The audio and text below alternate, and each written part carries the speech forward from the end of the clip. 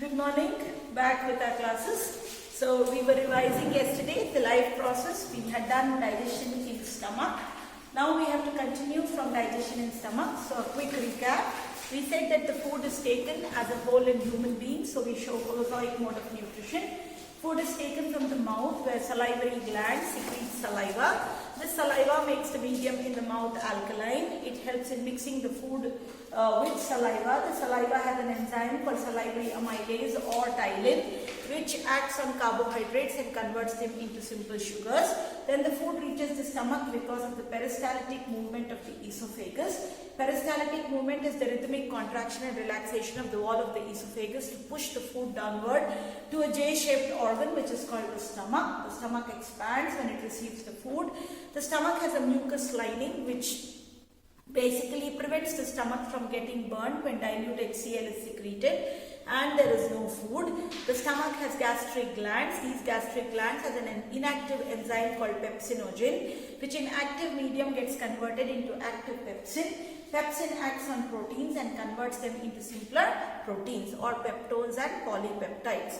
From the stomach, the food reaches the small intestine with the help of a valve which is called a sphincter valve or gastric sphincter, which sends the food in small quantities to the small intestine. The small intestine has three parts: duodenum, jejunum and ileum, but it is not mentioned in the textbook, so we wouldn't go into detailing of it. So in the small intestine, you will find there are two juices which come and secrete themselves or pour themselves. They are the juice from the liver, which is called as the bile juice. This bile juice, before it comes to the small intestine, is stored in gallbladder. So first thing, from the liver, bile juice is secreted. It is stored in the gallbladder, and from the gallbladder, it reaches what? The small intestine. This bile juice basically helps in emulsification of fats. So what do you mean by the term emulsification? Emulsification basically means that fat is a long chain carbon molecule. So it is quite big and is not easily absorbed. So what does bile juice do? It breaks this fat molecule into smaller chunks so that it can be easily broken down by the enzymes of pancreas or by the pancreatic enzyme. Fine? This bile juice, remember, it has no enzymes. Bile juice does not have any enzymes. It has only bile salts. What are the bile salts? Bilirubin and biliverdin, not needed to be remembered. So it has no enzymes. It has bile salts and it helps in what? Emulsification of fats. So the first part clear. When the food reaches the small intestine, from the liver, bile juice is secreted, which comes and stores in what bladder? Gallbladder. And from there it reaches what? Small intestine. Its main function is emulsification of fats and also to make the medium in small intestine alkaline so that pancreatic juices can act upon the food. So mouth, medium, alkaline. Stomach, medium, acidic. Small intestine, medium, alkaline. The moment the medium becomes alkaline in small intestine, HCl stops its secretion in stomach. Okay?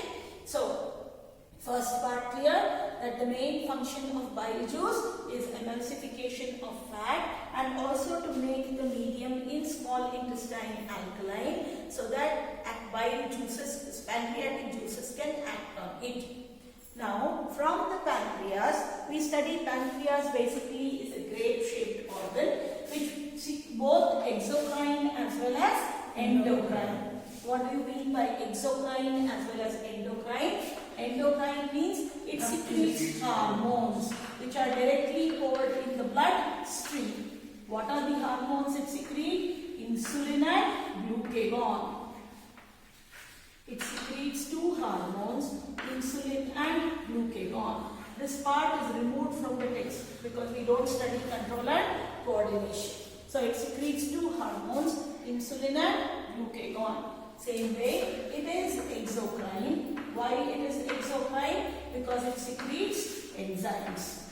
What are the enzymes secreted by pancreas? Pancreatic amylase, or called as trypsin, and then lipase. Pancreatic lipase. Fine. Trypsin acts on proteins and converts them into simpler proteins, or you can even write can convert them into amino acids. Right? Lipase acts on what fat? Emulsified fats, and converts them into what? Fatty acids and glycerol. Fatty acids and glycerol. After that, the intestine or the small intestine is designed in such a way so that maximum absorption of food takes place. So what happens here is there is a juice which is secreted, which is called as intestinal juice or succus intricus. This intestinal juice then completes what? Proteins into amino acids, carbohydrate into glucose, and fats into fatty acids and glycerols. So the end product of protein, amino acid, the end product of carbohydrates, glucose, and the end product of fats or lipids as fatty acids and glycerol. These are then absorbed in finger-like projections called villi. The small intestine has many finger-like projections called villi, which increase the surface area for absorption of food. They are thin-walled and they are richly supplied with blood capillaries, because they will ask you similarity between alveoli, villi and nephron. All the three are smaller fragments of the digestive, respiratory or excretory system. They all are richly supplied with blood capillaries, and they are all what? Thin-walled. They increase the area of surface area of the organ where they are present for maximum absorption in intestine, for maximum exchange in case of alveoli, and for maximum excretion in case of nephron. Okay? So now, after that what we study, that the food after being absorbed in the body goes to the large intestine. In large intestine also has some villi where absorption of water takes place, and then the food is thrown out of the body from the anus by a sphincter wall which is called as the anal sphincter. This is how digestion takes place in humans. Clear? Now the last part we study is dental caries. If you do not keep on cleaning your teeth or mouth after eating food, bacteria gets lodged.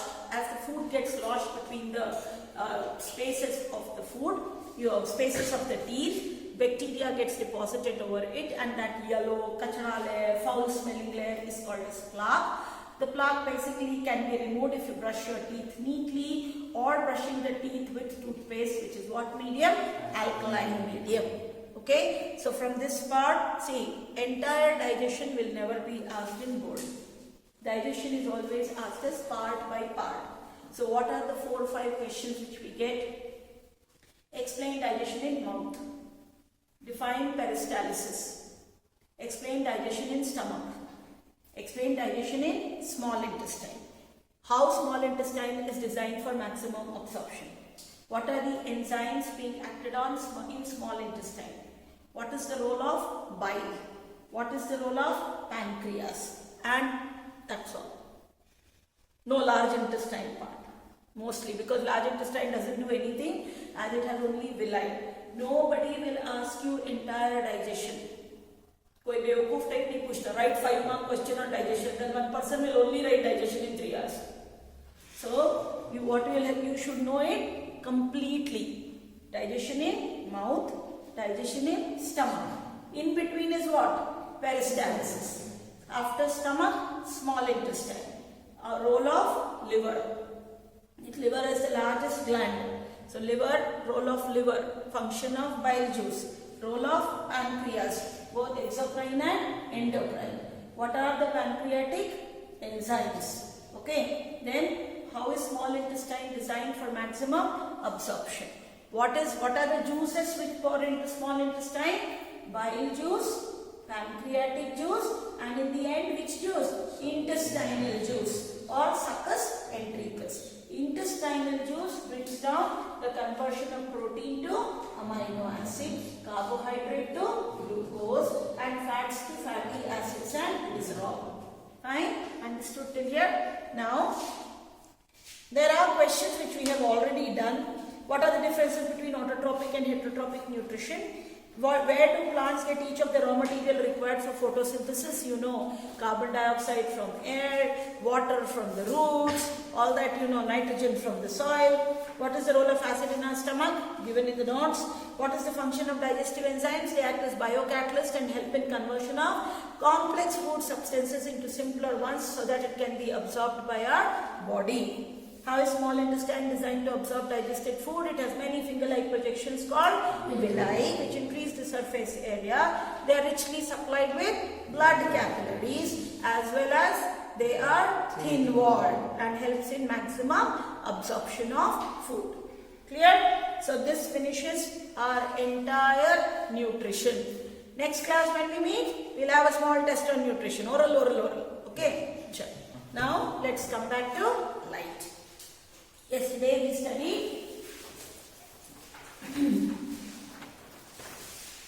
I will go very slowly so that even if people have not seen the lecture, and it is a revision class I think for all St. Joseph's, as you have the same things. Please remember, never leave any question unattended. Board exam ಹೇಳ್ತಾ ಇದ್ದೀನಿ, ಯಾವ question ಬಿಟ್ಟು ಬರಬೇಡಿ.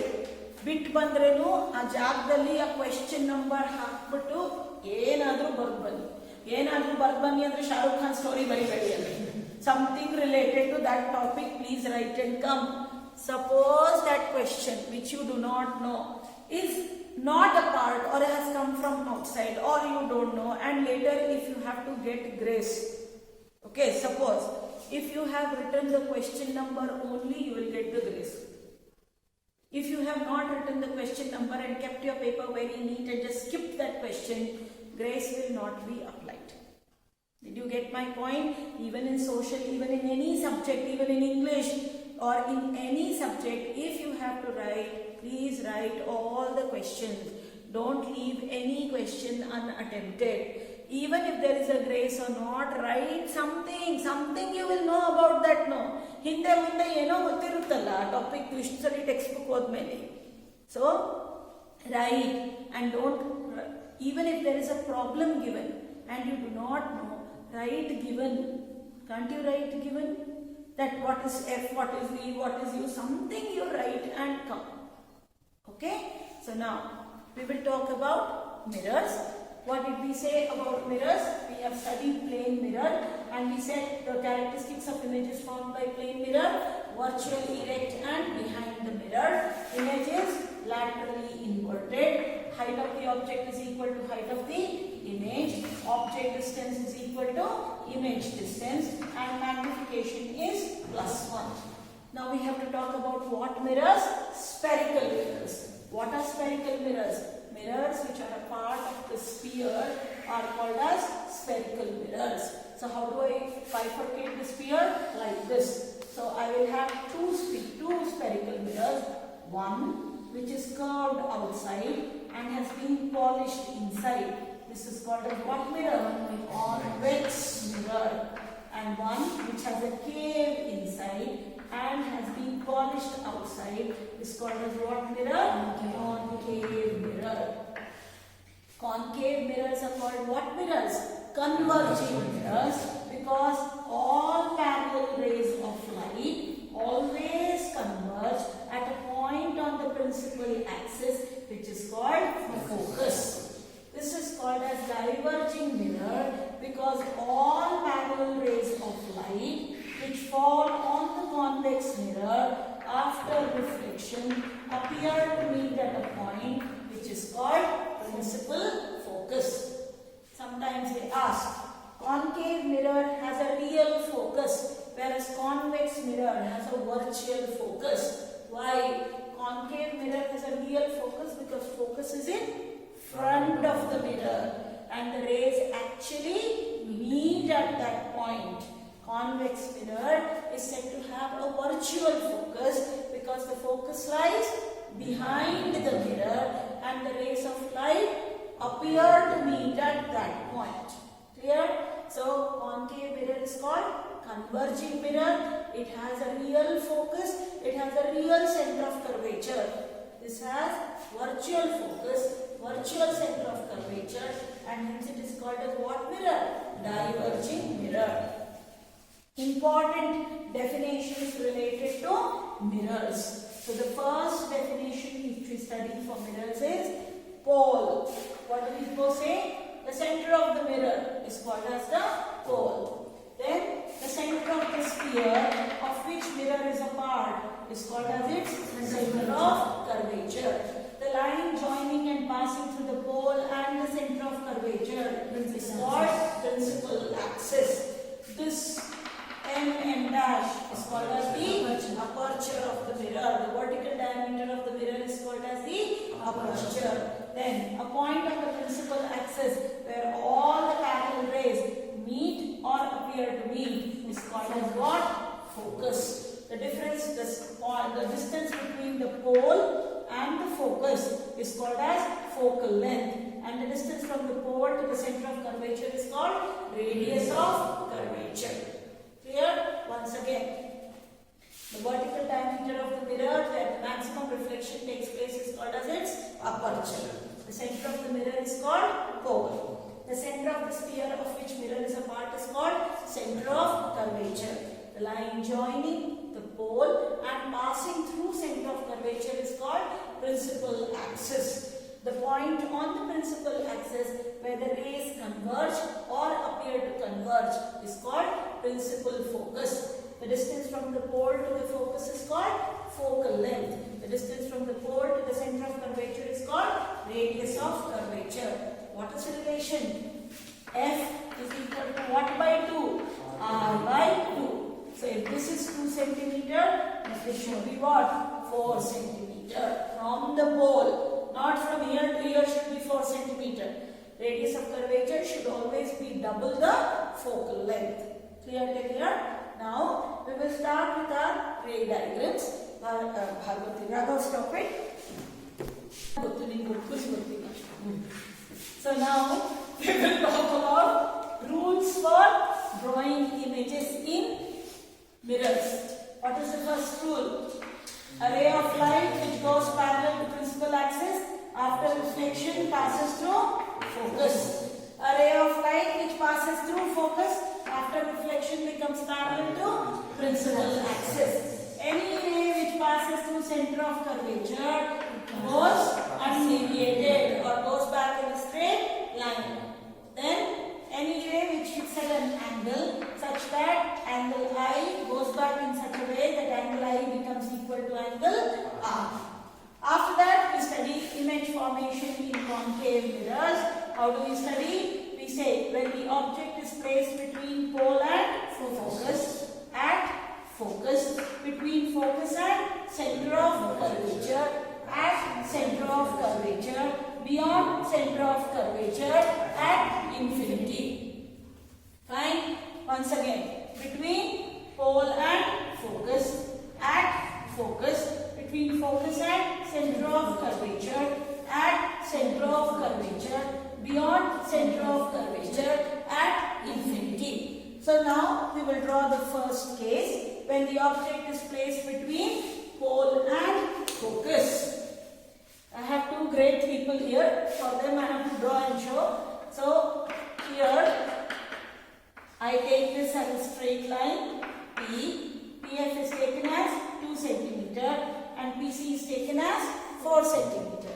The object is placed about 1 centimeter high at 1 centimeter distance exact. You take a ray parallel to principal axis and pass it through the focus. Fine?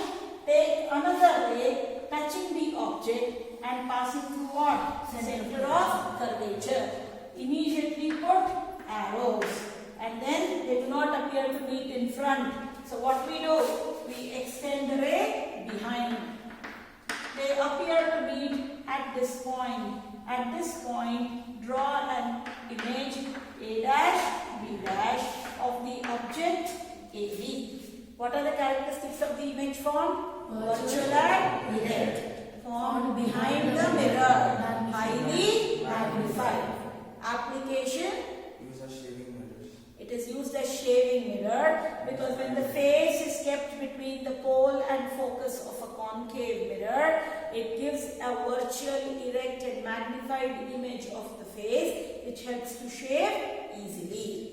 It is also used by dentists to identify the defect of the tooth because when the tooth is placed between the pole and the focus of a concave mirror, it gives a virtual, erect and enlarged image. Thus, we can easily identify the defect of the tooth. Whenever such questions are asked, please always draw the ray diagram. Okay. Now, what is the second case? When the object is placed at focus. Draw. When the object